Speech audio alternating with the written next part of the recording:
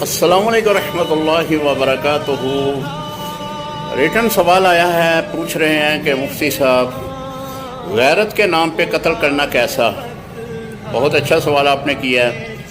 دیکھیں، اسلامی ریاست میں کسی کو کوئی اختیار نہیں ہے کہ کوئی کسی کو قتل کرے۔ اگر کسی مسلمان کو جان بوجھ کر قتل کرتا ہے تو قرآن کا یہ فیصلہ ہے، وہ جہنم میں جائے گا۔ غیرت کے نام پہ کہیں بھی شریعت میں کسی جگہ میں بھی اس کے جواز کا ذکر نہیں ہے۔ یہ عمدن قتل کرنے کے مترادف ہی ہے۔ اور عجیب بات ہے کہ انسان زیادہ غیرت مند ہے، اللہ تعالیٰ سب سے زیادہ غیرت مند ہے۔ وہ اپنے بندوں کو گناہوں میں دیکھتا ہے پھر بھی معاف کر دیتا ہے۔ وہ اپنے بندوں کو اپنے نافرمانی پہ دیکھتا ہے پھر بھی معاف کر دیتا ہے۔ تو اس کا بنایا ہوا بندہ زیادہ غیرت مند آ گیا کہ وہ اپنے ہی خاندان